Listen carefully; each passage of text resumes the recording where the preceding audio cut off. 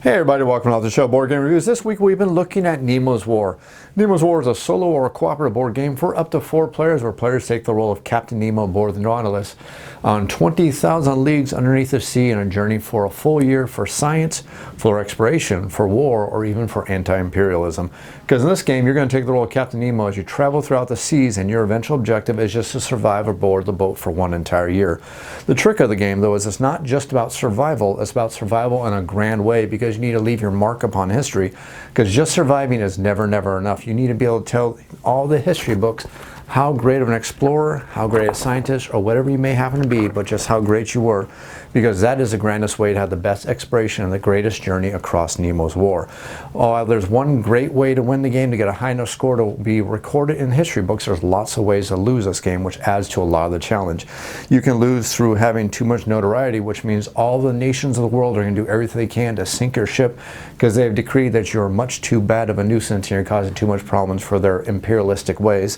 Or Nemo himself can become broken, your crew can all be killed, your hull of your ship can be completely shattered, or the entire board, if there's no more room for ships to appear on the board, then you've suffered an imperialistic defeat. All your plans have been ruined and you have lost this grand game of Nemo's War. Now this video right here is actually a tutorial video on how to play the game. If you want to get a quick overview of the game, see some sample gameplay, or even extended gameplay, or see my actual review of the game, check out the other videos in the series. This video is right here specifically is going to teach you how to play the game. My goal is with this video and with the sample gameplay video, you can get a copy of this game, bring it open, crack open the shrink wrap, throw it down on the table, and start enjoying this wonderful solo experience or cooperative game for up to 4 players. But before we can actually start with the setup and the actual way the turns and everything are going to play out over this game, first thing you need to understand about this game is how to do a test and how to resolve all the actions in the game. Because this game does play out over rounds, and every single round you're going to be drawing a card, then potentially more ships are going to be coming out in the ocean, then you're going to get the potential chance to do some additional actions, and the game is going to continue to play out that way until a loss condition has occurred, or you manage to get through the entire adventure deck. If you get through the entire adventure deck, you're going to get a finale. You pass the finale, you're going to go ahead and score yourself. Score well enough, and the history books are definitely going to remember you. Score too low, and even though you succeeded in your adventure, history has forgotten you, become a faded memory, so your eventual goal is just to get the most amount of victory points. But again, while the turn structure is very simplistic, it's very important to understand exactly how a test works, because you're going to be performing tests to go through adventures, you're going to be performing tests to go on actions on your turn, and you're also going to be performing tests to go against war against these warships, during these freighters, or even these more powerful warships as time goes on. So understanding how tests works and how the dice mechanics in this game work is going to be the most important thing to do. So before we do setup, let's go ahead and bring everything down to the table and explain to you just how exactly tests work. We'll cover combat during the action phase, but right now we're going to explain to you how to do tests for the adventure cards and all the actions you're going to do on your turn. The way tests are going to work is you're basically going to roll 2 dice, and you're going to add the dice total together, and that's going to decide if you pass on the test or not. Now every one of these tests that you're going to have to roll for is going to have a minimum amount that you need to roll to succeed. For example, this test requires you to roll a 10 or higher to succeed. This one requires you to roll a 10 or higher to succeed. And these different cards have different challenge levels on them. If you roll high enough to succeed in the test, equal to or better, you pass the test. If you fail on rolling equal to or higher, then you're going to fail the test. And failing on these tests means that you have to follow the directions on the cards. Now most of these cards are going to have a green letter P or a red letter F. That means that if you make the criteria for the P, you're going to put it in the pass file over here, and there's a nice reminder on the deck or on the board. I'll show that to you in just a moment here. And if you fail the test, you're going to put it in the fail pile, which again I'll show you on the board in just a moment. So basically you're trying to get as many cards as you can in the pass file and as minimum amount of cards as you can in the fail pile, because that's going to affect your score within the game. And how you're scoring, we'll cover all that in just a moment here. You just need to explain to you how to do a test. You're also going to have tests for all the actions you can do on your turn. There's multiple actions you can do on your turn. The actions you can do is you can go searching for treasure, you can rest your crew, you can repair your ship, you can refit it by adding extra things on your ship, or you can incite rebellions in all these various different locations across the world map. Now you're also going to perform tests whenever you're encountering warships or when you're encountering maritime ships, but we'll cover that when we handle the combat during the actual action. I'm just trying to cover the rough way that tests work in the game. Now the interesting thing about all of these tests is you're going to notice on these adventure cards they're going to have a letter on it. It's going to be a purple N for Nemo, it's going to be a brown C for the crew, it's going to be a blue H for the hull, and these are going to be things that you can exert in an effort to have a better chance of succeeding, because we all know that rolling 2d6, rolling a 10 or higher can be quite challenging. But if we exert a resource we can get a bonus to our rolls, which can help us succeed those rolls. For example, this card right here is I can exert a Nemo and or the whole, and I can add the total to that to my roll. So for example, if I was testing on this card, I can exert Nemo once for a +2 to my roll, and or I can exert the whole for a +2. Now every one of these cards is either going to have 1 or 2 letters on it. If it has 1 letter, such as this card right here, you can only exert that resource. But if it has 2 letters on it, you have the choice of exerting 1, 2, or none of them. And of course with a single letter, you also have the choice of exerting none of the resources. Now common sense says you're going to exert all the resources because you want the bonuses to the roll. Because if I need to roll a 10 or higher, getting +2 and another +2 is +4. That means I just need to roll a 6 or better on 2 6-sided dice. Shouldn't be that hard unless you have my luck with the dice, at least today, but hey, hopefully the dice roll luck will improve for me here. But back onto the topic here. So you're basically trying to roll this number equal to or higher to succeed in the test. Here's the trick though. Anytime you exert any resource in an effort to try to pass some of these rolls, if you fail in succeeding in the test by rolling equal to or higher than what your target number is, any resources that you exerted are going to be damaged. And the more your resources get damaged, the closer you get closer to defeat, closer to having your crew defeated, or finally having your ship sunk to the bottom of the trenches in the deepest parts of the ocean. So obviously exerting your resources is going to be a little bit of a gamble. You're hoping the bonus is going to help you succeed, but if it's not enough to make you succeed, you're going to fail, and your ship, your crew, and Captain Nemo himself are eventually going to be broken. You're going to lose the game. So the amount of damage you're going to take on your resources is based on 2 different things. The first thing is some of these cards are going to say if you fail, a resource is going to be damaged. If the card says so, you have to take that damage. It doesn't matter. Some of them are even going to say that on the pass section, depending on what kind of resources you're looking for. Generally speaking, this can be your notoriety track. That's going to be damaged even on a pass. But most of these cards are extremely self-explanatory, so it should be pretty obvious when they tell you to affect some of these different tracks. The other way these tracks are also going to take damage is if you fail the roll, which means you roll less than the total that you needed with any bonuses that you had. And all bonuses in this game are called dice roll modifiers, or abbreviated as DRM across the board on all the cards. So if anything says DRM, that's going to be a bonus or a penalty on your roll that you're going to have for the total of your results. So you're going to add up all the DRMs, they're all going to completely add up to each other, and then you're going to add that to your dice roll or subtract that from your dice roll depending on how the DRMs are going against you or not going against you, and that's going to be your total result that you need to receive.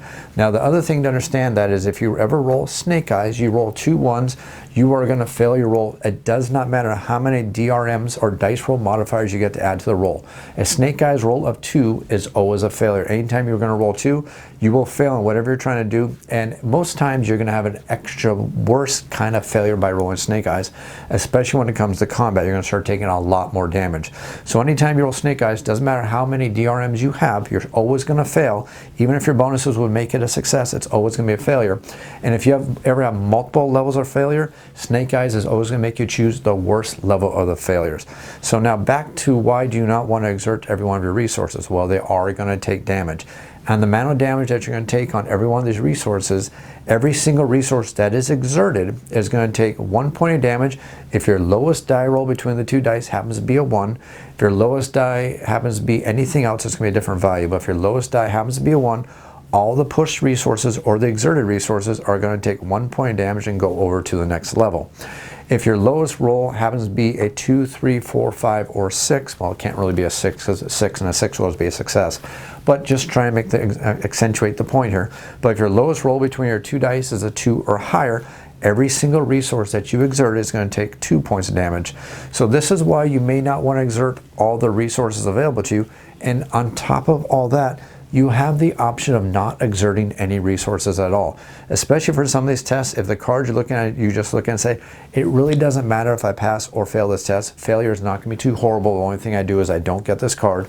I don't have the resources at risk because all of my resources have taken a lot of damage. I have a low hull, I have a low crew, and Captain Nemo himself is about to break. So I don't want to exert any of those resources. So again, it's an option. You can resort or exert that many resources if you want, but again, you're risking taking the damage. And again, if you fail the roll, if your dice roll, your lowest number is a 1, you're going to take 1 point of damage in any and all resources that you exert. If your lowest one is a 2 or a higher, you're going to take 2 points of damage on all those resources. And you're going to notice that all these resources is on the other side of every single one of these bonuses. So 1 point of damage is a full jump from full strength Nemo to strong. 1 more point of damage would be to determined. 1 more point of damage would be to steady. Finally to erratic. Finally to unstable. And finally to ultimate defeat. You've lost the game and you don't even get to score. Now all these numbers that are in between every one of these stages is a bonus or a DRM bonus that you get to your roll. And again, you're going to exert the resource and you're going to get that bonus. The interesting thing you'll notice about all 3 of these tracks is that the more damage that Nemo takes, the higher and better you're getting to your bonuses on your dice roll modifiers. But with your crew and your hull, as the damage increases, the DRM you get from exerting that resource goes down and down and down. So it's a nice balance you have to take as you're playing the game. The more damage Nemo has, the more desperate he is to succeed and the more he's willing to push himself. The more damage your crew is, the more damage your hull is, the less they're able to succeed and the worse it is for them, and it's also going to affect your victory points. But we'll explain all that when we get to it. Just understand that the general concept for the game is any test you're going to roll 2 dice and you're going to add any bonuses. And the other thing that you need to understand is you need to add any DRMs to your roll before you roll the dice. You're not allowed to roll the dice and go, well, it looks like I'm failing. I'm going to go ahead and exert some resources. You do have some nice saving graces. I'll explain those in a little bit. But you're going to decide all your resources that you're going to exert before you roll the dice. Then you're going to roll the dice, add in all the DRMs from everything you've exerted, any penalties you have on the chart over here on the corner, and that's your grand total you're going to compare to the test and look for an equal to or higher to succeed, less than to fail. Now the base game of Nemo's War comes with 4 different kinds of adventure cards, ignoring the act cards, the prologue card, the act 1, the act 2, the intermission card, and the finale card. The basic adventure cards, there's 4 different kinds of adventure cards. There are test adventure cards. You see there's 2 different kinds based on how much of a bonus you get. Some of them are going to give you the ability to exert 2 resources, 1 resource, or no resource. Some are only going to allow you to exert 1 resource, and those are the kind of test cards you can get. They all have the yellow banner. The next thing we're going to have are going to be the play cards. Play cards, when you draw these kind of adventure cards, you're going to do exactly what they tell you to do, and then you're going to go ahead and follow the instructions on those cards. And then finally we have the keep cards. Now the keep cards are going to allow you to put them in your tableau, and you're going to leave them in your tableau until you manage to reach the pass condition or the fail condition on the card, and every one of these cards is pretty self-explanatory. And then finally you do have one of these dark border cards. There's only one of these in the base set, and basically what this is a special kind of test card that when you pass successfully, it becomes a potential upgrade for your ship. You can't add that to your upgrade track until you manage to pass, and if you actually fail for that, it's actually going to go in your fail pile and you don't get a potential to get that upgrade or resource. So basically you have test cards, you're going to read them and do them immediately when they're drawn. You're going to have play cards, which you're going to read them and do exactly what they say, and usually they're going to be based on decisions. And then you're going to have your keep cards. Again, you put those in your tableau and you do exactly what they need to be done to accomplish whatever the requirement is for the keep card. Once you reach that accomplishment or you do whatever it tells you to do, you're going to put it in the pass pile or the fail pile. I'll go and show you those 2 off to the side of the board right now. Now on the side of the board, you're going to have your adventure draw pile, you're going to have your pass pile. Any card that you manage to get the green pass is going to go in this deck right here. These will be placed face up. You can always rifle through these at any time during your turn. You can never look at your draw pile, but you can always go through the pass pile at any time you want. Maybe you want to add up your victory points you're currently standing up and help your decisions. And any cards that you get the F fail result in are going to go in the fail pile. And again, over here, these were all your different actions you do on your turn. We'll cover that in just a minute, but I just want to cover how the adventure cards work, the pass, the fail, and that's a very important thing to understand before you understand how to play the game. Now that you understand how the tests work, let's go ahead and show you how we're going to set up the game of Nemo's War. One of the important things to understand is as you're setting up Nemo's Wars, there's multiple levels of difficulty throughout the game, and that starts right with the very initial setup of the game. Now there's the sailor, the officer, and the captain difficulty level, or easy, medium, or hard. And every one of these difficulty levels is independent of each other for each one of the individual sections. So for example, you can make your beginning action star on the easy, medium, or hard decision level, and that's not going to influence the other random difficulty levels set in the game. So you can play one area on easy, one area on medium, one area on hard, but you need to make your decision as you're going through the game. Now this is really nice because it allows you to ramp up the difficulty level of the game very slowly by slowly increasing the difficulty level of certain different areas. I'll explain that when we're talking about the setup. Just understand that there are various different areas that as you're setting up, you need to decide if you're going to play on sailor, officer, or go all for it and go for the captain level to be the ultimate Captain Nemo to win the day. So before you start the game, you need to decide on what kind of motive you're going for, and your motive is deciding how you want to play the game and exactly what you're going for in your adventure goals for the game. Do you want to be an explorer? Do you want to be a scientist? Do you want to be out for war, or do you want to be out for anti-imperialism? And that initial decision of your motive is going to decide which action is going to give you how many victory points. Because if you look down here at the board, you're going to see that there is a little score track, and you're going to put your motive out there, and that's going to give you a multiplier for all the different actions.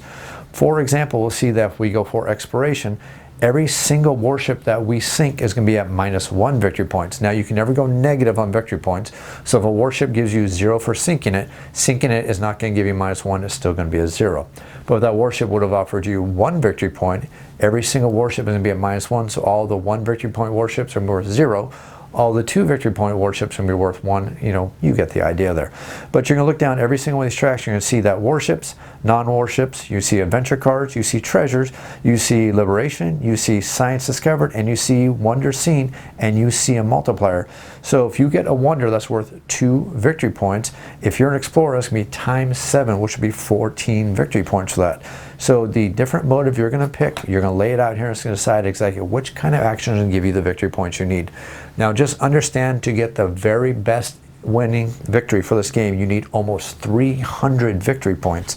And when you play this game, if you make it through the very, very last adventure card, that's the only way you're going to win the game. And then you're going to look at this little chart right here, and it's going to show you that if you get under 185 victory points, you're going to suffer utter defeat. Even though you survive the adventure, the history books will never remember you, but you'll see how many victory points you really need to get the best ending in the game, depending on which motive you want to go for. And again, that's truly going to influence how you're going to be playing the game. On top of that, your motive is also going to describe to you and explain to you how you're going to set up the adventure deck. The adventure deck is going to skew a little bit based on which one of these motives you're going to go for. Now, I'm going to explain to you how to set up the game as an explorer, and then I'm also going to explain how to set up the game at the various difficulty levels for the rest of the components for the game. Understand, if you want to play the science, the war, or the anti-imperialism way of setting up the game, you're going to have to look at page 5 in the rule book, and it's going to explain to you how you're going to set up your adventure deck. But just understand that every one of these adventure decks is going to have 26 cards in it, plus some cards that are in every single game, which is going to bring your total up to 31 cards. The other remaining 25 cards, after you separate them, are going to be set over here on the side right here for the adventure deck side. So basically take all 51 of the adventure cards, shuffle up very good, deal out 26 cards on the table, and then the other 25 are going to go on the stack right here. Then after that, you're going to look at page 5 to see exactly how you're going to set up your adventure deck. Now again, I'm going to do the explorer level. Any changes you want for the other 3 motives, make sure you check out page 5 of the rule book. So the very first thing you do if you're playing the explorer level is you're going to take all 7 of the finale cards. You're going to take all 7 of these cards, and you're going to shuffle them up, and you're not allowed to look at this deck once it's shuffled. You can't look at the cards you picked, and you can't look at the 6 cards that you actually removed from the game. Once you shuffle up these 7 cards, you're going to take the top card, move the other 6 from the game without looking at them, without looking at this card you drew, and you're going to shuffle with 4 different cards that you already set up to the side that's going to be part of your adventure deck. Again, I'm showing you how to do the Explorer. Check out the other different versions for the different motives. Once you have these 5 cards shuffled up, the 4 adventure cards plus the finale card, you're going to set it right down here on your draw pile. The next thing you're going to do, again for the Explorer, is you're going to take this disaster right here, which is a hollow explosion, and this is in every single version of the motives, but this is going to be shuffled in among 8 cards. Again, Explorer level is 8 cards specifically, but you're going to shuffle this in within 8 cards, and again, you're not going to know exactly where you're going to get this card. Shuffle it in, so this is a total of 9 cards. Again, without looking at these, set these on top of the 5 cards we've already set onto our draw pile.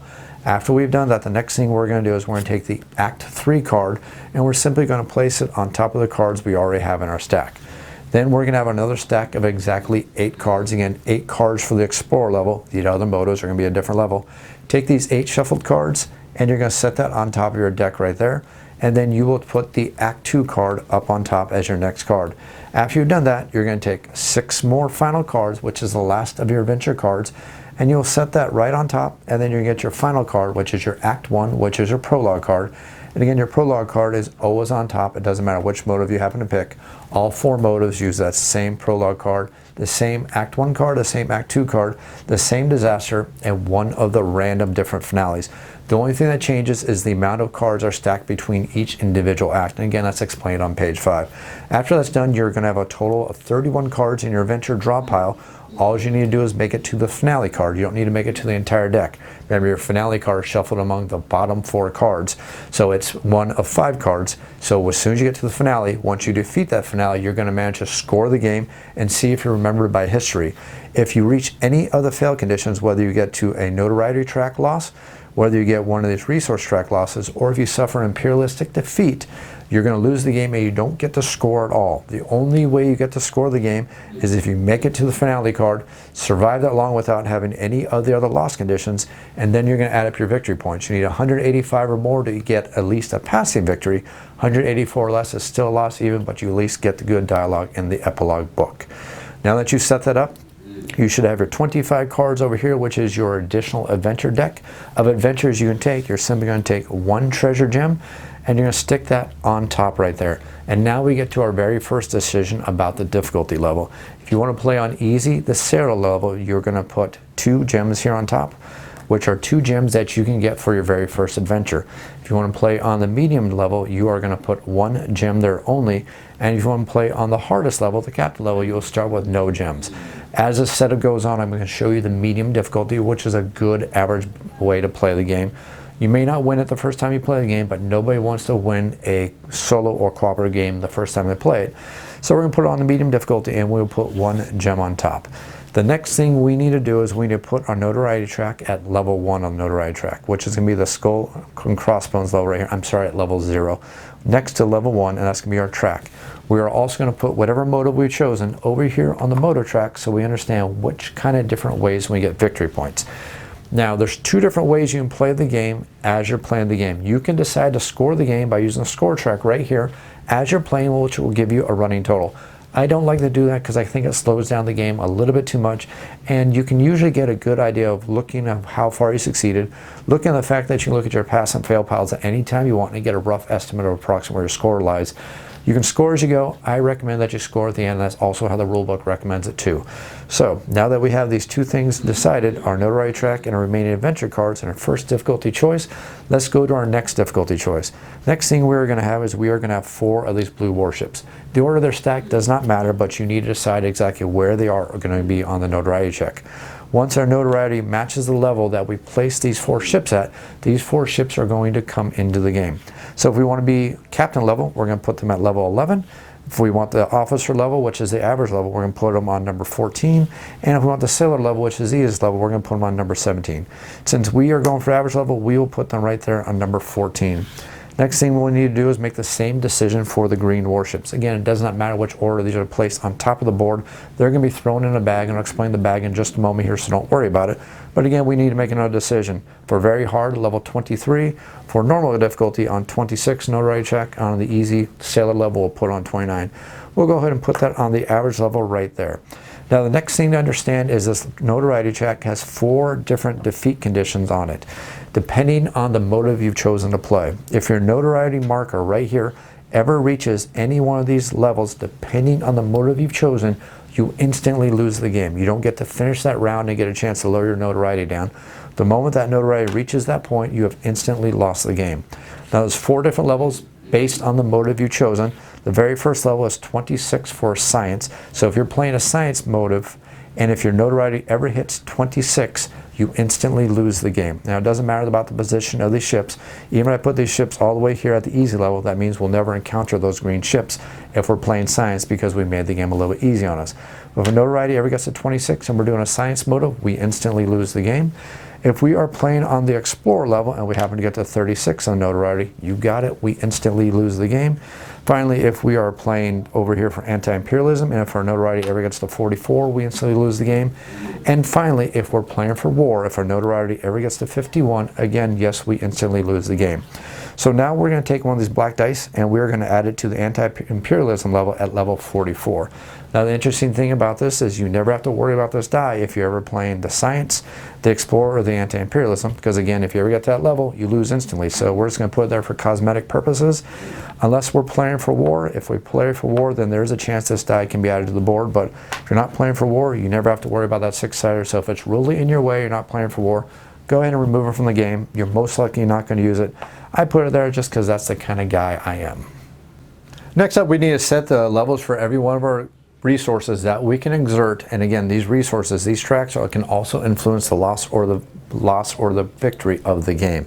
Now, after this is the way I do it. Again, the rulebook tells you to do it a little bit backwards. I like to do it this way, but I put all 3 of our tracks out here. We have purple for Nemo, brown for our crew, and then blue for a hull. And the reason why I like to do it this way is because the next decision we need to make is we need to decide if we are going to take the hull upgrade for our ship.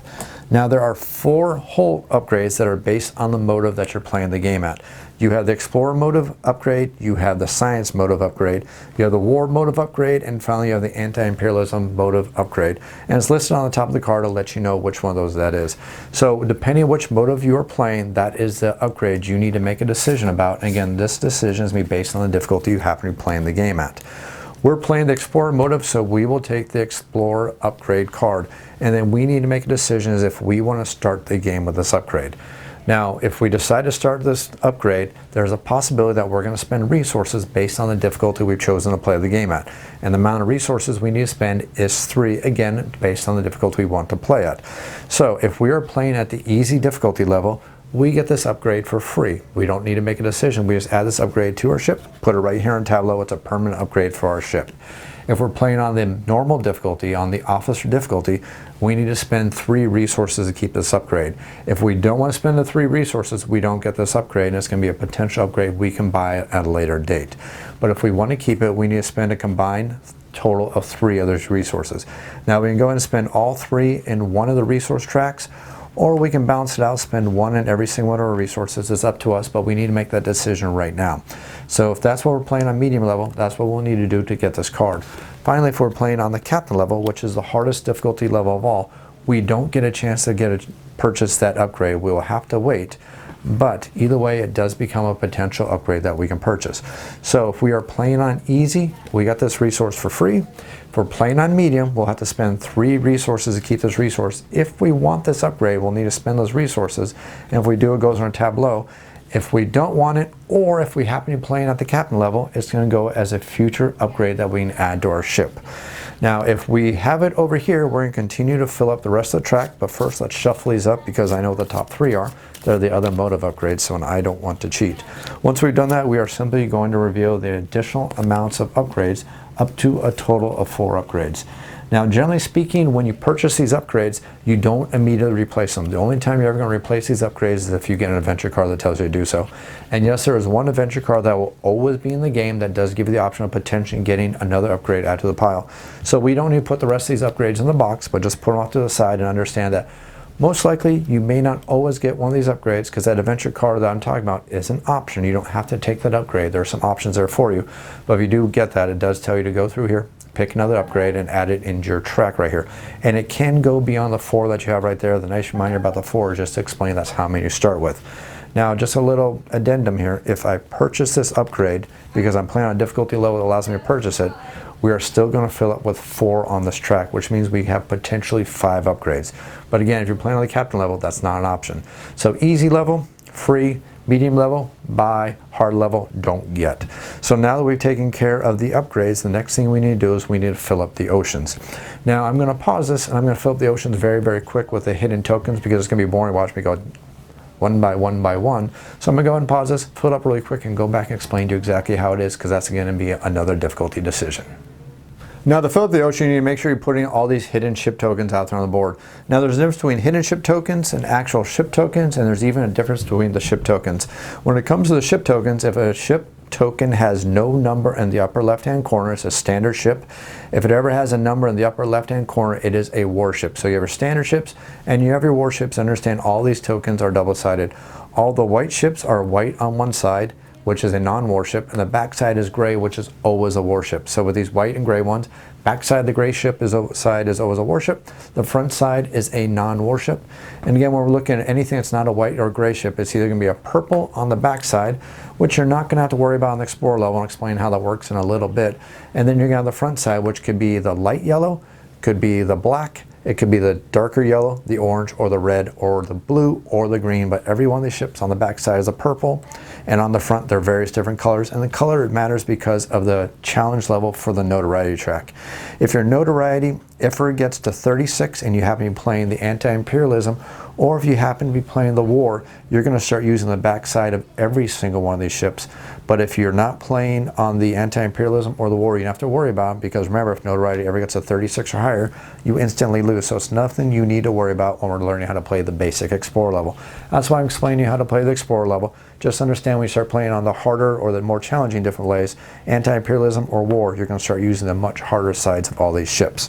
So the point I'm trying to make here is all you need to do at the start of the game is fill up all these various different ocean locations, and you're going to put one of these hidden ship locations in every single sea that has this darker border around it. So every one of these oceans gets one of these hidden ship tokens in a darker bordered section only, and then you're going to put a treasure in every single one of the major oceans.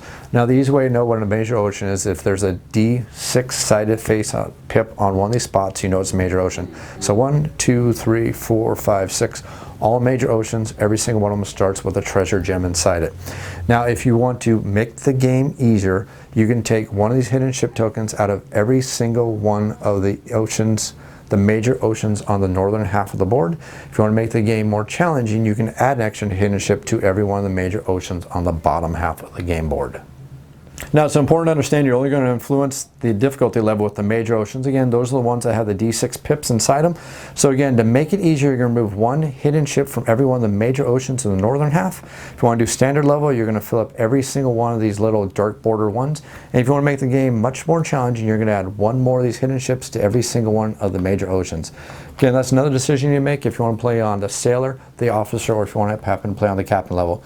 Again, I'm showing you how to play the game on the officer's level, so you don't need to worry about that. And again, make sure you put a gem in every single one of the major oceans. Next thing you do is make sure you have all 10 of your insurgent cubes here, which are going to be your inciting on the rebellions. I'll show you exactly how all those work in a little bit. Put out each one of the two black ships. The frigate goes here, the capital ship goes right here. All four of the dark yellow go here, order doesn't matter. All four of the dark orange go here, again, the order doesn't matter. All 7 of the red ones go right here, order doesn't matter. As a matter of fact, you're not even going to use all those ships, but you can get an option to get a variety of those.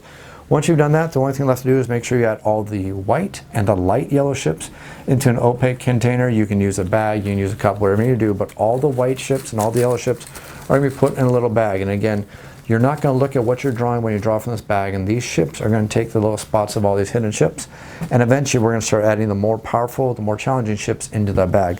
Next thing you need to do is you need to add all the treasure into a second bag or opaque container, and there's 4 different kind of treasures. I'm going to cover what they are because they have little symbols on them. It's important to understand what those little symbols mean because it influences exactly how those little treasures are going to work, especially when you draw them, because some of them you're going to use immediately, some of them you're going to keep for scores in the game or possibly spend, and some of them you get the option of keeping in the game or give you extra special abilities.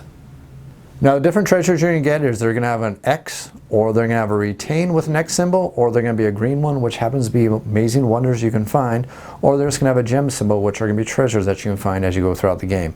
Now if it ever has an X and no retain, that means you're going to do exactly what that token tells you to do, and then you're going to discard it or remove it from the game. If it ever has this retain symbol on it, that means it's going to either keep it for the end of the game to get that amount of victory points, or you can discard it, remove it from the game to do whatever action it tells you to do. And again, you can use that any time you want. Next thing you're going to have are your amazing discoveries, which are going to give you a multiplier on your victory points. And then you're going to get your treasures, which also will be worth additional victory points in the game. Now understand the ones that are a gem are going to give you +1 to every single one of these gems at the end of the game if you manage to keep them, if you're playing the Explorer. Remember what I explained to you a little bit ago about the motives and how each one of them scores. Now the bonus happens to work for every single one of these gems. So if we're playing Explorer, this is worth 3 victory points at the end of the game. This is worth 4 victory points if we're playing Explorer at the end of the game. Again, the other motives have different scores. And again, this is an eyeball, which is for different sites we manage to see. Remember, for us as an explorer, that's actually worth 7 victory points. So at the end of the game, if we had just these 3 treasure tokens, this would be 3, this would be 4, and that would be 7. That'd be 14 victory points for us at the end of the game, as long as we still control these, and as long as we haven't used this retained token, this treasure token. There's only 2 things we need left to do, and then we're ready to start playing the game by drawing our very first adventure card. The first thing we need to do first is we need to decide how many actions we're going to start the game with, and again, this is another one of those difficulty decisions. If we want to play on easy level, as a sailor, we can start with 2 actions on the very first turn. If we want to start with the medium difficulty, we can start with 1 action on the turn, which is the officer level. And finally, if we want to play on the hardest level, which is the captain level, we can start with 0 actions for our very first turn. So again, this is another one of those decisions we need to make about our difficulty. And the final thing is we're going to get our 6 one-time use only different bonuses that we can burn at any time in the game to get whatever it says on their face value. Now understand that each one of these little bonuses for us represent our special crew that are aboard our ship. And also understand that these are going to be worth victory points if they manage to make it through our entire journey with us. But if we burn them, we spend them by flipping them over, showing that we have used up that resource and we can't gain access to that resource ever again. They're not going to refresh. Well, a little bit of a spoiler, there is an adventure card that can possibly bring back some of these crew members, but understand they're generally speaking one-time use only. Now, the one good thing about every single one of these is that you can use them after you roll the dice to add anything. Remember, DRM is a dice roll modifier. You can use that to add a roll after you've seen the total result. Remember, for all of our tests in this game, whenever we roll the dice, we're going to add all of our bonuses and our penalties before we roll the dice, and then we're going to suffer potential consequences. With these 6 things over here, though, they are going to give us a nice emergency resource. The thing we need to understand is they're all one-time use and they are emergency resources. At least we can use them after we've seen the results of our dice rolls. Also understand that possibly going to be worth victory points for us at the end of the game, and also understand that sometimes burning some of these can cost us notoriety, or some of them can actually damage Nemo himself if we burn these. So we need to make sure it's worth it to spend those resources, because again, they're lost victory points and lost potential for extra victory points by keeping our tracks very, very high at the end of the game. Now that we've set up the game, we are ready to start playing the game itself. So the very first thing you need to do is notice the ship is not starting on the board, but the very first thing we need to do is draw our first adventure card, which is always going to be the prologue card. Now what we do is we're going to draw the prologue card, and the prologue card is going to tell us to do a couple different things. One is going to tell us that every single turn until we get another act card is that we are always going to roll 2 dice to see just how many actions we're going to get and how the placement phase is going to work. Now Act 2 is going to tell us to roll 2 white dice plus 1 of the black dice for our placement phase. And then finally Act 3 is going to tell us to roll 3 white dice and 1 black die for our placement phase. If you ever forget, there's a nice reminder up here at the top. Again, this shows 2 dice. Every single one of those other act cards show you additional dice. Now, generally speaking, as you're learning the game, I suggest you put this act card over here in your tableau as a nice friendly reminder of exactly how many dice you need to be rolling during the placement phase. After you play the game for a while, you really don't need to do that. You can pretty much put it wherever you want, but just understand when you're first learning how to play, just put it over here so you don't forget exactly how many dice you're wanting to play. Now also understand that every one of these act cards are going to tell you to do an action, and then they're going to tell you to draw another adventure card. You're not going to continue with the round. You're going to draw another adventure card, do whatever that adventure card says, and then you're going to continue with the rest of the round. Now the way the flow of the rounds go is you're going to have your start of your turn is going to be an adventure card draw, then you're going to move to your placement phase, then you're going to move to the action phase. You're going to keep doing this over and over again until you suffer one of the defeat conditions, or you make it to the finale, succeed in the finale, and see if you got a good enough score. So what this very first card is going to tell us to do is it's going to tell us to roll the die to decide exactly which ocean the Nautilus is going to start in, and then it's going to tell us to draw the next card. So again, these act cards are very nice. They tell you to draw the next card. Just make sure you don't forget to actually do that. So it says right here, some thematic text, and it's going to say roll 1 die and figure out exactly which ocean we're going to start in. We simply roll the die, and that is the ocean the Nautilus is going to start in. 1, 2, 3, 4, 5, 6. We are going to start in the Eastern Pacific, at least in this intro right here. After that's done, we're simply going to put that card off to the side, and then we're going to do our first adventure. Now again, the adventures are either going to be a test, they're going to be a play, or they're going to be a keep card, or they're going to be that special card that I explained to you that allows you to be a potential upgrade that you can add to the upgrade pile. Now remember, this is not a maximum. You're allowed to get that 5th upgrade if the luck happens to be in your favor in that aspect. So just understand that's your starting amount of upgrades. You can potentially get up to 5 upgrades. So we're going to get a play card, at least in this little example right here. We're simply going to do what this play card says, and I'll just give you an example of how this one works. This one is going to say F, fail, which means we're going to put it in the fail pile, not in the pass file. F in the red It tells us to put in the fail pile. And it says lose at least one, but you may elect to lose any combination of up to 3 non-Nemo resources or characters. If available, for each one lost sacrifice, you gain 1 Nemo and 1 notoriety. So let's just say earlier in the game when we bought our original Hydro Drive, we decided to take 3 points of damage on Nemo in that original introduction because we decided to play on the normal difficulty level and we kept the Hydro Drive. What this card is telling us is that we can put it in the fail pile right here, and then we can lose up to 3 non-Nemo resources, which means our crew and our hull, and up to any of our special crew members, as long as we're taking 3 of those, to heal 3 points of damage on Nemo. Now, a little tip about this game, your Nemo track is one of the hardest things to raise up because you'll notice that there is no action to heal the Nemo track. The only thing that ever heals the Nemo track is adventure cards that happen to come up. To increase your Nemo track, you need to wait for those adventure cards. To heal your crew, you simply need to rest. To heal your hull, you simply need to do a repair action. So sometimes when these cards come up, you really need to make this decision. So I could, for example, because I can sacrifice up to 3 resources, I can take 2 points of damage on my hull to heal Nemo up by 2, and then I'm going to take 2 points of notoriety. That's how that play card would work. Let's say we went to another round. Sorry, put that in the fail pile. Say we have another round, we would simply draw another adventure card, and again, this one would be a keep card. Now, keep cards, we are simply going to put them in our tableau. Once the keep cards are in tableau, it's going to have a fail condition and it's going to have a pass condition. Once we achieve the fail condition, whatever it is, it's going to go on the fail pile. Once it goes into the pass condition, whatever that happens to be, we will put that in the pass pile. And that's exactly how that card is going to work. Now, if we come to another turn and we draw another card at the start of our turn, we may get a card which is a test card. Now, for a test card, like we said earlier, every single one of these test cards is going to list a difficulty level we need to roll equal to or higher. It's going to list a resource that we can potentially exert if we want to make sure we succeed. And again, we don't have to exert that resource because remember, when we exert that resource, we risk losing that resource if we fail. And also, some of these cards have additional loss conditions on top of the lost resource if you fail. Some are going to say take 2 points of hull damage. So if you failed, whatever resource you pressed, you're going to lose that resource, plus you're going to lose the additional resources that happen to be here. So sometimes you may not want to press a resource for these cards. So for example, this one right here is a test 9 card. It says pass. Put it in the pass pile right here and reveal 1 additional Nautilus upgrade card, which is now available for purchase. So now we could have potentially 5 upgrade cards if we really wanted to. So this is how we're going to get additional more upgrade cards out there. Or we can simply fail this card. So if we want to try to pass this card, we can just roll 2 dice, add them together, and if we get a 9 or higher, we're going to pass this. But before we roll, we need to decide if we are going to exert whatever resource happens to be listed next to us. Now, if it's 1 resource listed, that's the only resource we can exert. If it lists 2 resources, we can exert 1, both, or none of them. And again, we're going to add those bonuses together. So for this one, we can press the hull. So we can decide to exert the hull. So if our hull is currently at this level right here, we're simply going to put it between the 2 levels, remind us that we now have a +1 to our roll. So at this point, we're going to roll the dice. Now, if we fail the roll, bad things are going to happen. If we succeed in the roll, good things are going to happen. Again, we have to decide before we roll the dice if we want to exert that resource.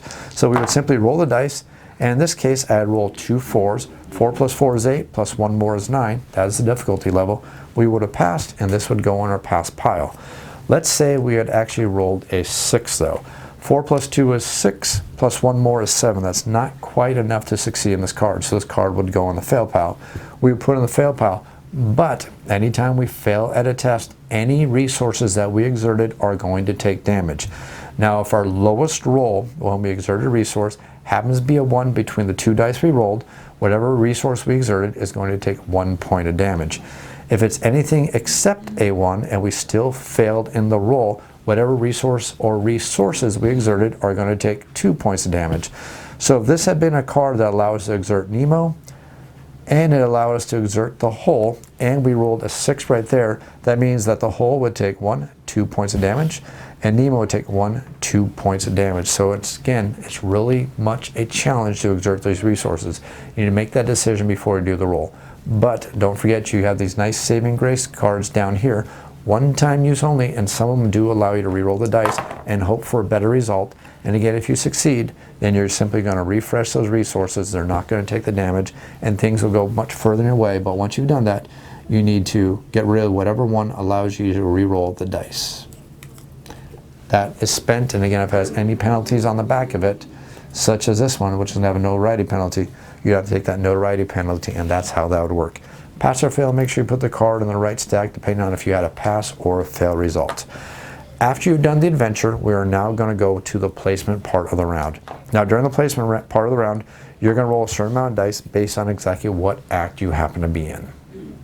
So for the placement phase, you're going to roll a amount of dice based on exactly what act you happen to be. And these dice are going to tell you exactly how many actions you're going to get with a little bit of math, and then also going to tell you where ships are going to start spawning on the board. Remember, if there's no spot to spawn a ship on the board due to you having not got rid of these hidden ship tokens and the other ship tokens, if there's no spot to spawn that ship, you're instantly going to lose the game due to an imperialistic loss. So let's go in and look at how this placement phase is going to look. Since we happen to be in Act 1, we're simply going to roll 2 dice. Remember, it's listed at the top of the card. And we're going to roll the dice, and we are going to look for either non-doubles or doubles. So let's just take this for example. Let's just flip this right here and say I rolled non-doubles.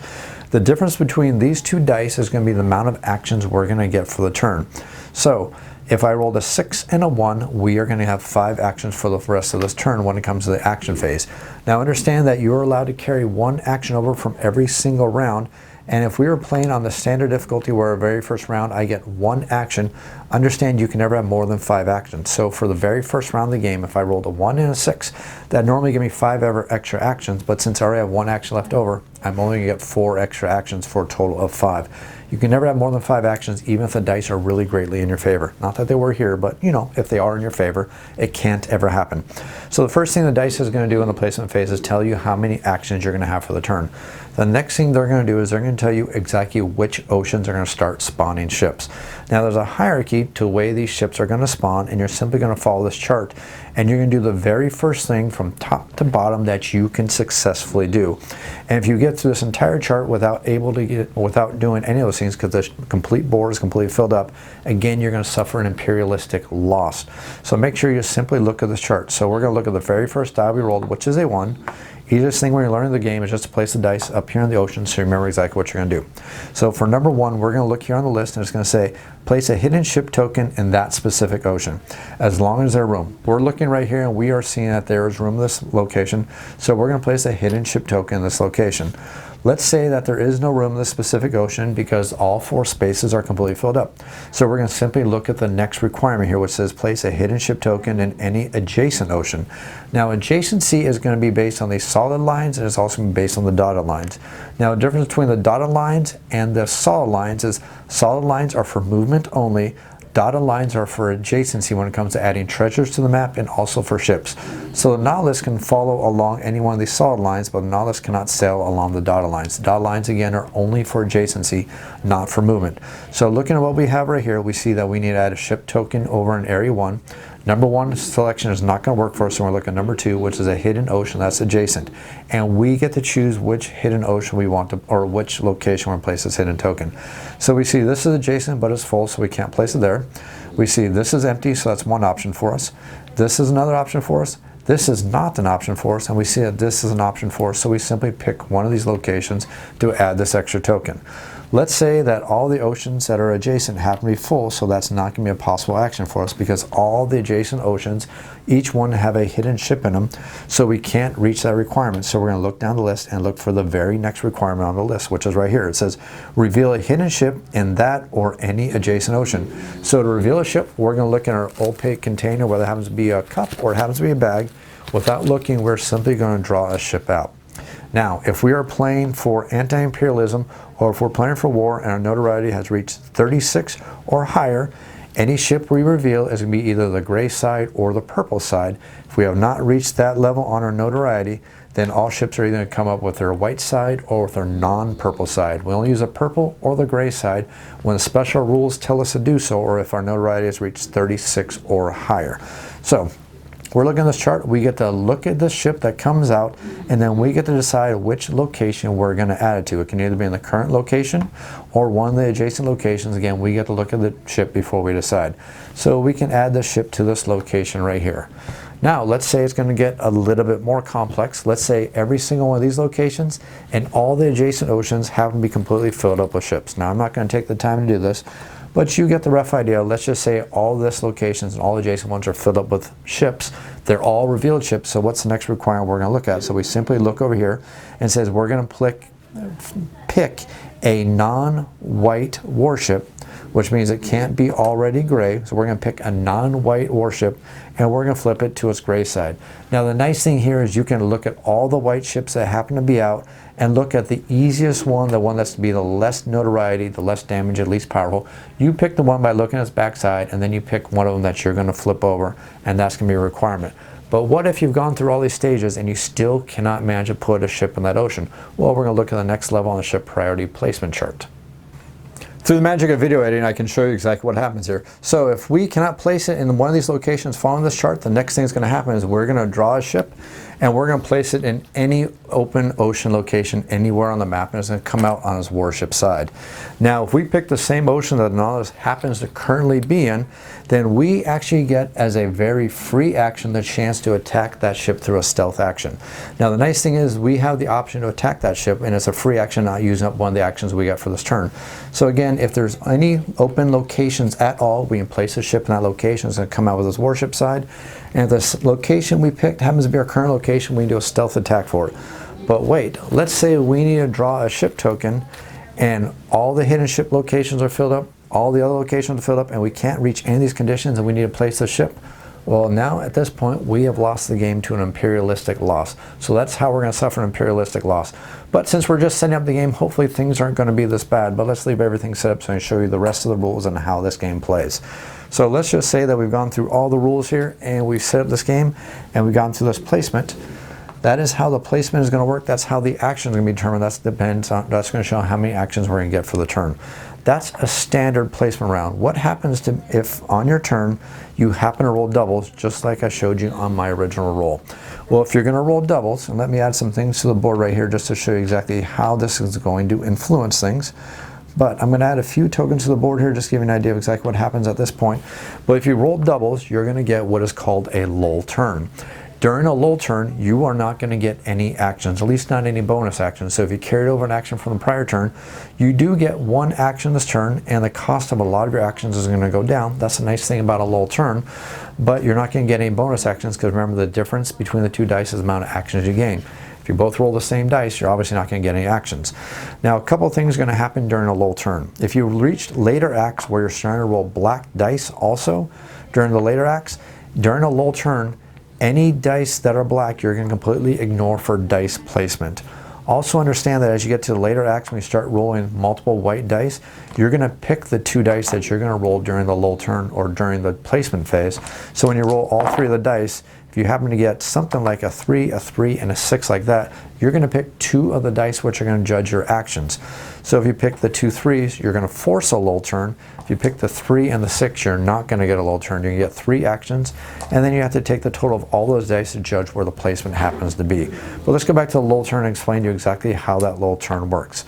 So let's say we have a lull turn where I roll double 3s. So the very first thing you're going to do on the lull turn is you're still going to place ships following these rules right here, judging where you're going to place the ships at, but you have to use both these dice. So since I rolled a 3, let's just do this very fast and decide that the only location that was legitimate was this location right here, because I want to speed this up just a little bit. So we have placed both our dice at a location. The next thing that's going to happen is some additional treasures are going to pop up on the board. Treasure is going to pop up in the ocean that is a lull dice location, and if there's already a treasure in that location, no ocean can ever have more than one treasure. So you're simply going to place the treasure in an adjacent ocean. Now, there's no adjacent ocean where you can place a treasure. You're going to lose that bonus extra treasure. But on top of all this, on top of the treasure you can place in the ocean, you're also going to add another treasure to the adventure deck. Now, I'll explain to you how that works in just a little bit. But after that has happened, after you place your ships and the treasures, you're going to get a chance to lose some of these rebellions that you managed to incite. In every single ocean that has at least one rebellion cube in it, you're going to have to roll a 6-sider for every one of those locations. If you roll less than a certain number, you're either going to lose one of those rebellion cubes or you're going to take another point of notoriety hit. And now the way this is going to be figured out is you're going to add up the total amount of cubes plus the amount of ships in that location, and you roll under that total amount to risk losing anything. So for example, this location, which only has 1 cube, I have to roll less than a 1 on d6, which is impossible. Whereas opposed this location has 1 cube plus 3 ships, that's a total of 4. That means I need to roll a 3 or less. For a roll of 6, I'm fine. If I happen to roll a 3 or less, this cube is going to be lost, or if I insist on keeping that cube, I'm going to gain a point of notoriety. And you're going to do this for all these oceans. This one has 2 cubes and 1 ship, so that means I need to roll a 2 or less. I roll a 2. I can either lose that cube, or I can take the point of notoriety damage. I need to decide exactly what I want to do. That's how a null turn is going to take, and if you don't have any actions saved over from the rest of your turn, that's actually the end of the round. You're going to go right back to the adventure phase. If you have 1 action saved over from the prior round, I'll explain to you how that works in just a little bit. You can spend that action because now the placement phase is done. Now again, just to recover everything about the different way the placement phase works. Understand during Act 1 you're going to be rolling 2 white dice. During Act 2 you're going to be rolling 2 white dice and a black die. During Act 3 you're going to be rolling 3 white dice and 1 black die. And during the action for the placement phase, when you roll all these dice during Act 3, you're going to look at all these dice and you're going to pick 2 of these 3 white dice to figure out the placement phase.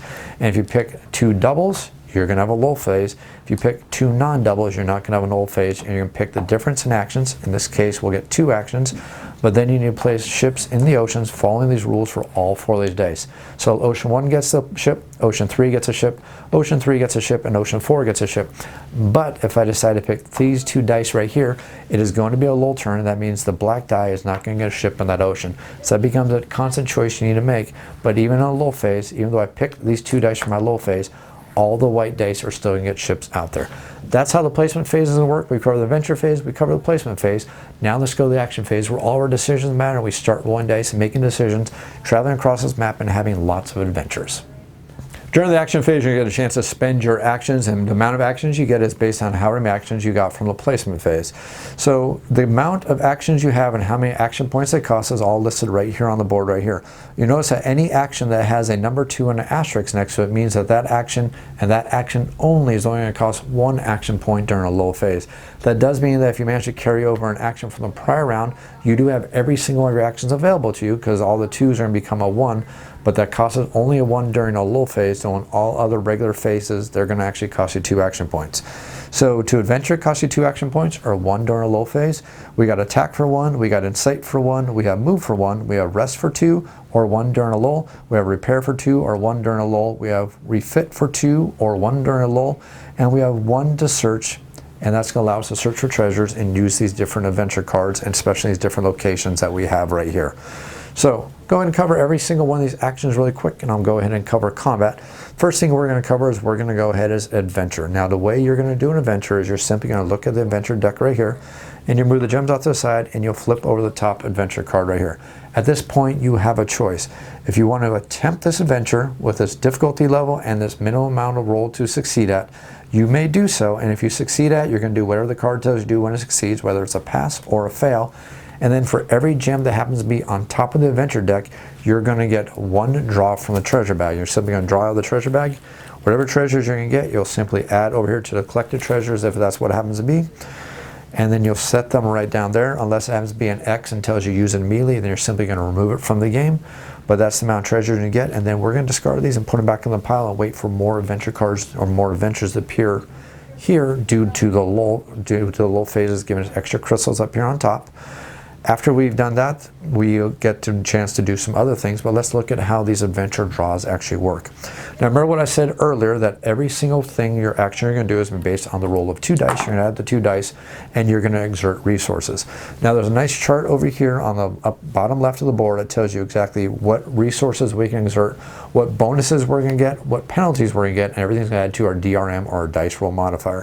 For every one of these actions, you're simply going to look over here and read it. It's going to tell you exactly which kind of bonuses we get, which kind of penalties we're going to get. We're going to add all our bonuses and our penalties together, decide which resources we're going to exert, and that's where we're going to roll the dice. We'll roll the dice, add in all our bonuses and our penalties, and we're going to look for a minimum based on the test or based on wherever the chart happens to be here. If we succeed, we succeed. If we fail, we're going to lose resources if we exerted any resources. Or some of these things are going to do damage to us even if we don't exert any resources, or even on top of any resources we happen to exert. So let's just go over these really quickly. You'll go here and see that any adventure card, we can go ahead and exert 1 resource or 2 resources based on the card that happens to be there. Plus we can see that any one of the possible Nautilus upgrades that we happen to receive and also give us a bonus to any of these things. Again, we have to have these Nautilus upgrades added to our ship, but if we have any of these Nautilus upgrades, they can give us a potential bonus. And then it's going to say we have a -1 if there's any warships in our current location. So let's just say, for example, we were doing a search action in this location right here. So we're doing a search location right here, and we see that there's one warship present. We also see that we can exert any one resource. Let's say we decide to exert our crew, which would be a +3 to our roll. Let's say we have a warship right here, and let's say we don't have any bonuses due to any upgrades for our ship. So we have +3, -1, so we're going to have a +2 to our roll. If it happened to be this card we were working forward right here, we can see that we are exerting one resource. We can exert up to 2. We're going to get a +2 to our roll, so we basically need to roll 8 or higher to see if we succeeded. So we got a 9. 9 + 3 is 12. -1 is 11. We definitely succeeded in that test. And again, I explained how to do the test a little bit earlier, but that's just basically how that's going to work. But that's going to be how it's going to work for all these actions that we can take on our turn. So we have the adventure action, we have the search, we have the rest, we have the repair, we have the refit, and we have the insight. They're going to tell you any bonuses we have based on exerting resources, any penalties we have based on ships that happen to be on our location or other things that are going to cause us penalties. But the very important thing to understand is that any one of these test results that happens to be in this red color is going to be a failure when it comes to exerting resources, and anything in the green is going to be a success when it comes to exerting these resources. So if we decide to do a search action, we decide that we're rolling the dice for this, and let's say we happen to exert a resource. Let's say we exerted our crew. If we happen to roll a 3 and we did a search action, we're going to see that we lose 1 crew or 1 hull. Well, since we exerted a resource, we're also going to take whatever resource we exerted because we got a red result, and that's going to take a point of damage. Since our lowest die happens to be a 1, that's 1 point of damage. Let's say our lowest die happened to be a 2. That would be 2 points of damage to that resource, on top of losing the crew or the hull. So all these penalties can start stacking up. So just understand, any result that you get in red with all your DRMs added in is going to be a failure. You're going to take whatever exerted resource plus any additional damage. Any result in a green is going to be a success. Any exerted resource is not going to be a damage, but you still have to do what else it tells you to do over here. And that's basically how all your actions going to work. The other thing to understand in this game is exactly how combat works. Now, when it comes to combat, there's 2 different kind of ships you're going to fight. You're going to fight standard ships, which have no number in the upper left-hand corner, and then you're going to fight warships, which have a number in the upper left-hand corner, which get a chance to shoot at you before you get to attack it. Remember, the Nautilus is a ramming ship. It doesn't have anything that allows us to shoot from a distance unless you get the torpedo upgrade. So basically, it's going to get shot at, then it's going to get a chance to ram whatever ship is going on. So let's explain how combat works. When you initiate combat versus a warship, we'll cover warships first, but the very first thing that's going to happen is the warship gets to attack you. So the very first thing we need to do to figure out how combat works, let's go ahead and work against this warship right here. Say that we're in the Eastern Pacific right now, and we decide to do an attack action versus the ship. The very first thing you need to do is you need to decide if you want to do a bold attack or if you want to do a stalking attack. Now, there's a difference between a bold attack and a stalking attack. If you're doing a bold attack, you can keep doing multiple attacks for one single action. If you want to do a stalking attack, you're only allowed to do 1 attack for the 1 action, but the nice thing is you're going to get a +1 to your attack roll. So the very first thing you need to do is, before you make any attack versus a warship or a standard ship, is decide if we're going to do a stalking attack or if we're going to do a bold attack.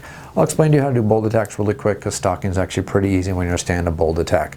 So the first thing we're going to do is we're going to decide what ship we're going to attack. If we're going to attack a ship that's already displayed, we're simply going to show that as a targeting ship what we're going to attack. If we want to attack one of the hidden ships, we're simply going to draw a ship from the bag, and whatever ship we are draw from the bag is a ship that we have to attack.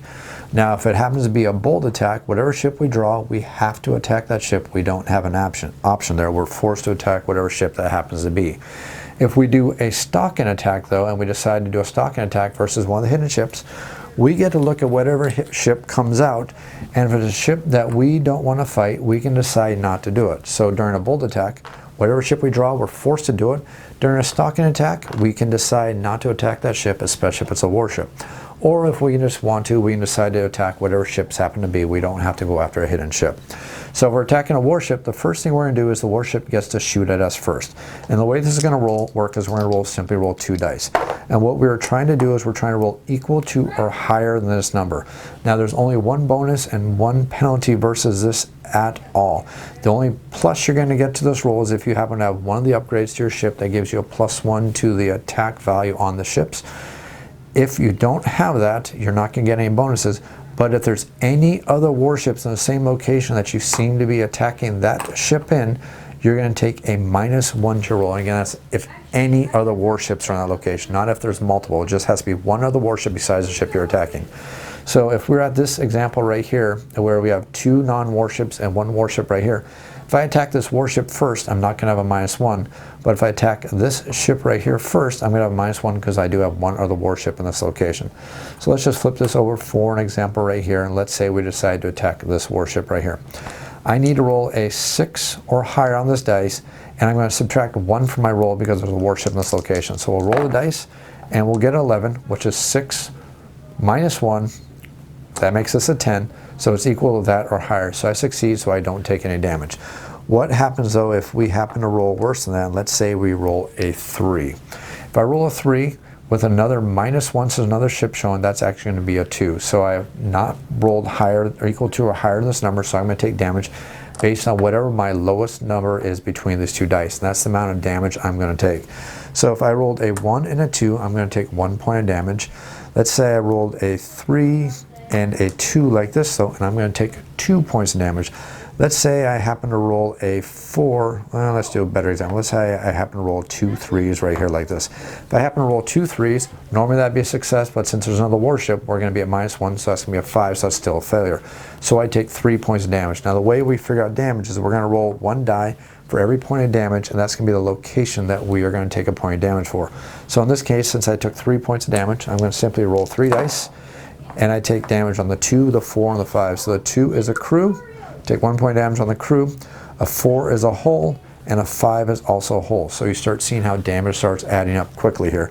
Now another worst thing here is when a ship shoots at you, if you happen to take a snake eyes roll, you're actually going to take 1d6 points of damage, which can be anywhere from 1 all the way up to 6 points of damage. You're going to roll hits for every single one of those locations.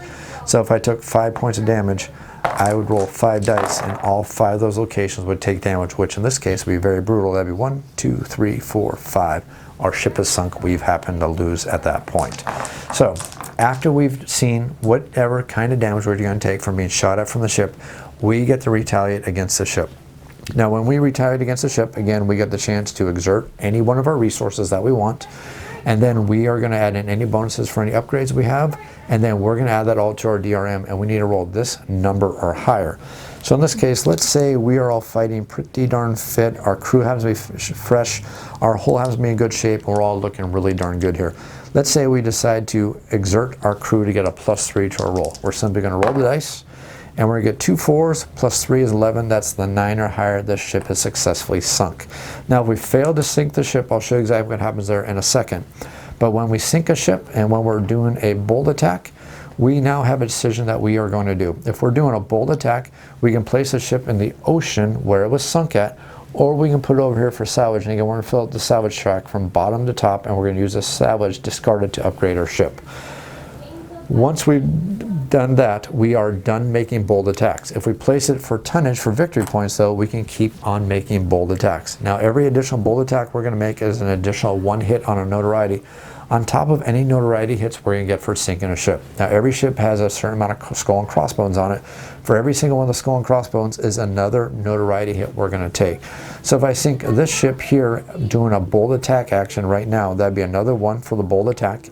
And if I sink it, it's going to be another 1 because that's what's listed on the ship. And again, I would add it to the tonnage here, or I'd add it to the salvage. That's how bold attacks work. If we do a bold attack, we can keep attacking ships in our location. Just every additional ship we attack is going to give us 1 more hit on the notoriety. We have to stop once we decide to stop attacking, or once we decided one of these ships as salvage over here, and then we're pretty much done with our bold attack. The difference is with a stalking attack, it's just basically going to work the same way. But when we attack, we're going to get +1 to our attack roll, but we only get to make 1 attack. Doesn't matter the results of the attack.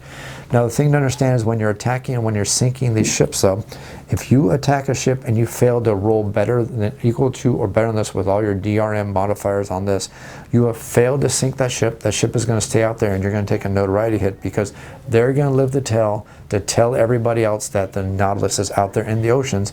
And don't forget that when you exert a resource and you fail to roll, that resource is going to take damage. Whether you roll 1, it's going to take 1 point of damage, or you roll a 2 or higher and it happens to take 2 points of damage.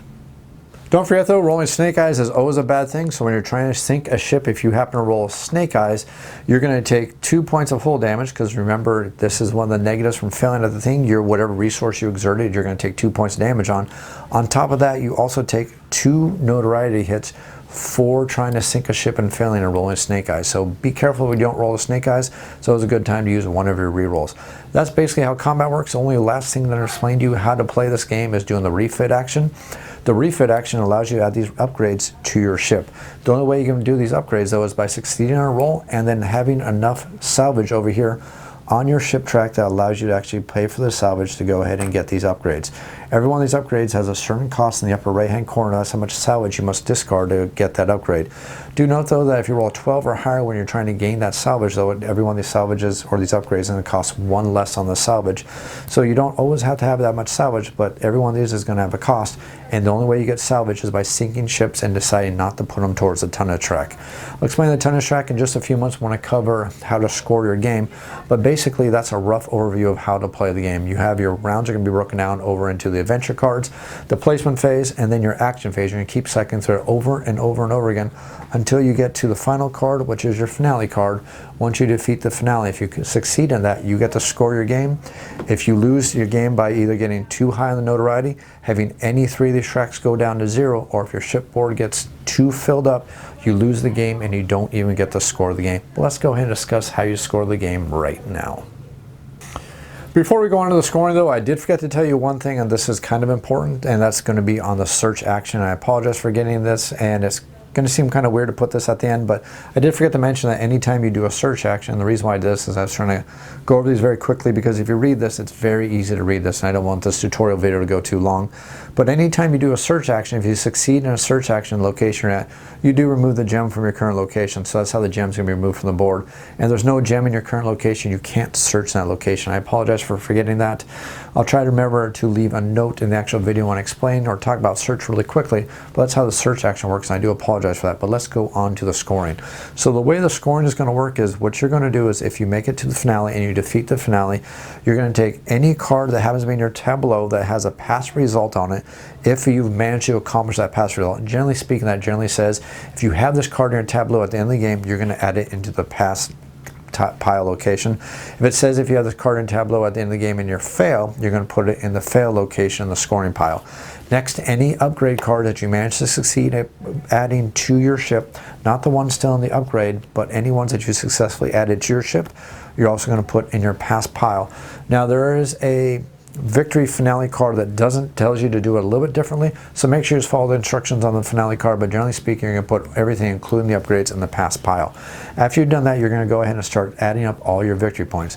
Now the way this works is, you're going to take all the cards in your pass pile, and you're going to compare any one of the cards with the symbol right here to the symbols down here, and you're going to take that multiplier in victory points.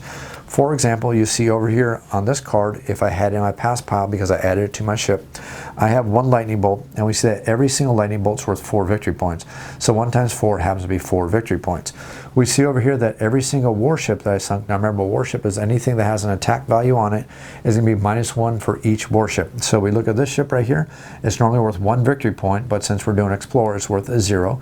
If we look at, let's see, this one right here, that one's worth 2 victory points, so -1 would be 1. So we'll add up all the warships to get the victory points for every single one of those. All the non-warships, again, those are all the ones that don't have a number in the upper left hand. Then we're going to figure out how many victory points we're going to get every single adventure card, which is this little symbol like the card right here. So this one right here we see is worth 2 victory points for that adventure card. Next thing we're going to look at is any treasures that we're going to get. Each single treasure is worth +1, so this is worth 4. This one has to be worth 5 if I still have it in the game. For every liberation, that means every single cube that I've added to the board, I'm going to multiply that times this multiplier right here. So if I have 3 liberation cubes, that means I have 9 victory points. For every scientific discovery, I'm going to get 4 victory points, or multiply times 4. So this one is worth 4. This one has another +1 on, or number 1 on, so that's going to be 1 times 4 is worth 4. So those 2 right there will be worth 8 victory points. And then for every single discovery, I'm going to get a multiplier times 7. So we're going to look for any cards, any treasures, or anything that we see out there that has a little eyeball on it, and we're going to multiply that number times the 7 right there. And then we're going to lose victory points based on what level any of our tracks happen to be. So if our crew is down to here, we're going to lose 5 victory points. If we get this down to here, that'd be worth minus 10 victory points. Nemo's all the way up here, that'd be worth 2. So if we keep Nemo all the way maxed out, that's 2 times 7 will be 14 victory points right here. Then we're going to add up the scores for the tonnage track here. Now the score on the tonnage track is going to be based on the ocean total with the minimum amount with the complete row completely filled in. So what I'm saying right here is, even though the Eastern Pacific has 6 slots already filled in, we're not going to get up to 40 victory points. We're going to get the amount of victory points based on the first complete column that we managed to fill in, which means we only got 8 victory points here. Let's say the tonnage track happened to look like this though, then our victory point total would be a little bit different. And in this way, we would actually get 12 victory points at the end of the game. And then finally, we're going to get victory points based on any of the survivors who happen to survive the entire crew with us. And there are going to be adventure cards also going to give those victory points, so that's going to add on to our victory point total, including the crew. If our crew happens to be fully fresh, our hull happens to be fully upgraded, Nemo's fully good, we're going to add in all those multipliers. We're going to add up all those victory points, and then if we manage to get 185 points or better, we're simply going to look in the epilogue book, and we're going to read the epilogue based on whatever motive we happen to pick and where our score happens to be. If we manage to score 275 points or better, we're going to get the grandest victory. And now it's time to start playing the game on the higher difficulty level. I hope you enjoyed this tutorial video for Nemo's War. This tutorial video is actually a lot longer than it needs to be because I feel like I need to explain more than the game than there really needs to be explained, because this is really a super easy game to understand. This is one of those games that you can play once and literally just play it once and you know how to play the game, because Tool did a fantastic job with all the rules on the map here. You can literally play everything from the entire game without ever looking at the rule book, because there's actually only one rule, one little minuscule rule that's missing from this entire board, and that's what to do if you roll snake eyes when you're attacking a ship. And the only thing that you're missing is when you roll snake eyes, you're going to take 2 points of exertion damage, you're going to take 2 points of notoriety. Literally everything is on this entire board, so I feel like I've wasted 30 minutes of your time just telling you how to play the game, when I should just say, hey, watch my gameplay where I play through the game, because that's actually a fantastic way to learn how to play this game. Nemo's War is a really well designed game, really great graphical representation. Everything here is really, really fantastic. You read through this game, play this game, watch my gameplay video, and see how to play this really, really great game. I hope you enjoyed this video. I hope you enjoyed this video series. If you have any comments or questions, make sure you leave them down in the YouTube comments down below. I'll be sure to get to them as quickly as I can. You can also feel free to email me off-the-shelf board game reviews. That's otsbgr@gmail.com. Be sure to answer email as quickly as I can. If you enjoy this video, series, click that like button and click that subscribe button. As always, thanks for watching. Don't forget, your subscriptions matter.